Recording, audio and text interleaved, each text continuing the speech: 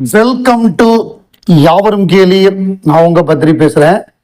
Kalathur Kannamma August 12, 1960 release ஆச்சு. So இது 66 வருடங்கள், அதாவது 66 இயர்ஸ் ஆஃப் கமல்ஹாசன். ஏன்னா அந்த ஷூட்டிங் நடந்த ஒரு வருஷத்தையும் சேர்த்து 66 இயர்ஸ் ஆஃப் கமல்ஹாசன். அதான் 65 முடிஞ்சு 66வது வருடம் ஆரம்பிக்குது. அப்படிங்கிறது அந்த ஆகஸ்ட் 12 அன்னைக்கு ஒரு மிகப்பெரிய ஒரு ஒகேஷன். ஏன்னா இவ்வளவு காலம் ஒருத்தர் ஃபீல்டில் நிலைச்சு நின்னது கிடையாது.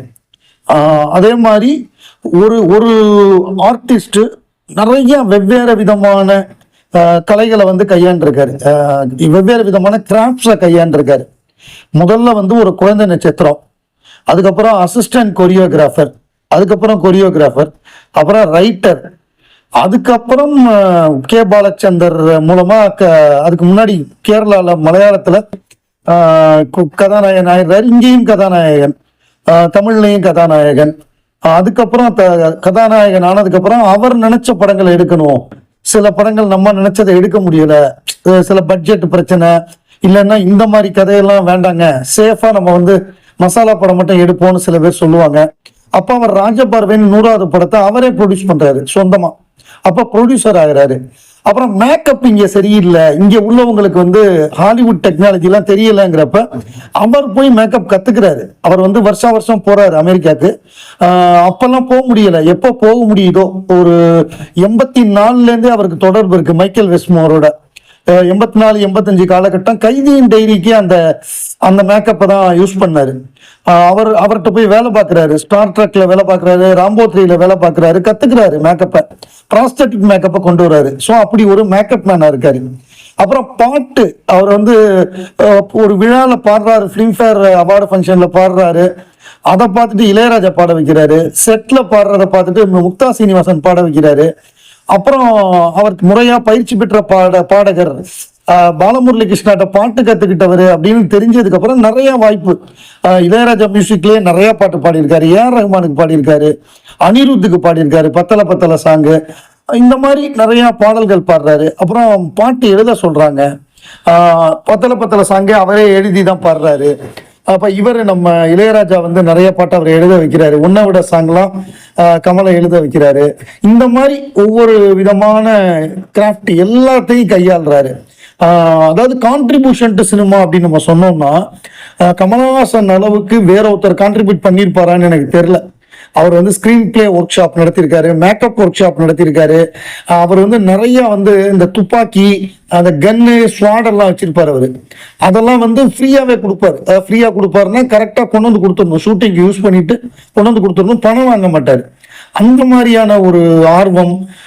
அப்புறம் பட தயாரிப்புல சவால்கள் இருந்த பொழுதும், அதாவது விருமாண்டி சண்டியர் விருமாண்டியா மாதிரி சண்டியர் ஷூட்டிங் எடுக்க முடியல தேனியில. ஆனா ஒரு கிராமத்தை உருவாக்குனாரு இங்க கேம்பகோலா வளாகத்துல ஒரு ஒரு புது கிராமத்தை உருவாக்குனாரு. அதே மாதிரி விஸ்வரூபத்துக்கு இங்கேதான் எடுத்தாங்க. நம்ம சில காட்சிகள் வெளிநாட்டுல எடுத்துட்டு அதை மேட்ச் பண்றதுக்கு இங்கேதான் எடுத்தாங்க, ஜேபிஆர் காலேஜ் பின்னாடி. அங்க அப்படியே அந்த பாலைவனம் மாதிரியே உருவாக்குனாரு. சினிமால அவரால் முடியாதது எதுவுமே கிடையாது அப்படிங்கிறது தான் நம்ம தெரிஞ்சுக்க வேண்டிய ஒரு விஷயம். ஸோ அவருக்கு உயர்ந்த விருதான பாரத் ரத்னா விருது கலைக்காக வழங்கணும் அப்படிங்கிறது தான் கமல் ரசிகர்களுடைய கோரிக்கை. லோகேஷ் கனகராஜ் அவர் கூலிக்கு பேட்டி கொடுக்குறாரு. ஆனா கூலிக்கு பேட்டி கொடுக்குறாருன்னு பார்த்தா 1 மணி நேரம் பேட்டின்னு 50 நிமிஷம் கமல்ஹாசனை பத்தி பேசுறாரு. கமல் சார்ங்கிறாரு. உங்களுக்கு எந்த டைரக்டரை நீங்க சூஸ் பண்ணுவீங்கன்னு கேட்டா கமல்ஹாசன், அப்கோர்ஸ் கமல்ஹாசன்ங்கிறாரு.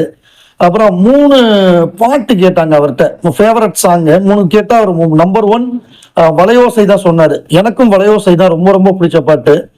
வளையோசை சொன்னாரு. 2வது காதலின் தீபம் ஒன்று, அதுவும் ரொம்ப நல்ல பாட்டு, ரஜினிகாந்த் படம், தம்பிக்கு எந்த ஊரு. 3வது சிப்பி இருக்குது முற்றும் இருக்குது, அந்த பாட்டு சொன்னாரு. இந்த 3 பாட்டை தான் அவருக்கு பிடித்த ரொமான்டிக் சாங்கா சொன்னாரு. அப்புறம் அவர் நீங்க 3 படம் சொன்னாரு, பரத்வாஜ் ரங்கன் 3 படம் 3ஆம் விரை, அப்புறம் இன்னொரு படம் ஒன்று சொன்னார், 3ஆம் விரை பேசும் படம், இன்னொரு படம் ஒன்று சொன்னாரு, நல்ல படம்.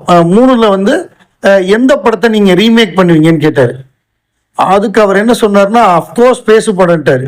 என்ன காரணம்னா, அதான் சார் சேலஞ்சு, அது வந்து பாஷையே கிடையாது, அது வந்து பேன் இந்தியா இல்லை சார், பேன் வேர்ல்டு படம் சார், அதை எடுக்கிறது தான் சார் சவால், அதை நான் எடுக்க மாட்டேன், நீங்கள் கேட்கறதுக்காக பதில் சொல்கிறேன். அதுதான், ஏன்னா அதை எடுக்க முடியாது, அவ்வளோ பிரமாதமாக பண்ணியிருப்பார் கமல் சார் அப்படின்னு சொல்லி அந்த எல்லா கேள்விகள் எல்லாமே அவர் என்ன ஆன்சர் பண்ணாலுமே கமலஹாசனை மையமாக வச்சு தான் இருக்கு. அப்புறம் இன்னொரு இது பார்த்தேன், அந்த சீன் எனக்கு ரொம்ப பிடிக்கும். நான் படம் தடவை பார்த்தப்பவே அதை நோட்டீஸ் பண்ணிட்டேன். அது என்னன்னா, இந்த கிளைமேக்ஸில் வந்து அமெரிக்கா வெளிநாட்டுக்கு கூட்டு போயிட்டு அந்த கமல் சாரோட பேரை சிரிக்கிறப்ப கமல் சார் ஒரு ரியாக்ஷன் கொடுப்பாருல்ல, சான்ஸே கிடையாது. அந்த அந்த ரியாக்ஷன் எனக்கு ரொம்ப பிடிக்கும். அதான் அவர் சொல்லியிருக்காரு, விக்ரம் எப்போ போட்டாலும் அந்த சீனை நான் நின்று பார்த்துட்டு தான் போவேன், டிவியில் போட்டாலும் சரி அப்படின்னு சொல்லி அவர் அதை குறிப்பிட்டு சொல்றாரு. அதே மாதிரி டாக்ஸ் ஒழுங்கா கட்டுறது, இது எல்லாமே வந்து கமல் சாருடைய பாணியை தான் நான் ஃபாலோ பண்றேன் அப்படின்னு சொல்லி எங்க போனாலும் அது வந்து கமல் இன்டர்வியூவா மாறிடுது. அது கூலி இன்டர்வியூ வந்து டர்ன்ட் இன்டு கமலஹாசன் இன்டர்வியூவா மாறிடுது. தேவிஸ்ரீ பிரசாத் டிஎஸ்பி மிக தீவிரமான வெறித்தனமான கமல் ரசிகர். இந்த மாதிரி ஒரு கமல் ரசிகர் நம்ம பார்க்கவே முடியாதுங்கிற அளவுக்கு வெறியர். அவ்வளவு அன்பு கமல் சார் மேல. அவர் எந்த அளவுக்கு அன்புன்னா, அவர் வந்து நம்ம சிங்கப்பூர்ல வந்து இது லான்ச் பண்ணாங்க, நம்ம மன்மதன் நம்ம ஆடியோ லான்ச் ஒரு க்ரூஸ்ல வச்சுதான் லான்ச் பண்ணாங்க, கப்பல்ல. எல்லாம் அவங்கவுங்களுக்கு தனித்தனி இது இருக்கும்.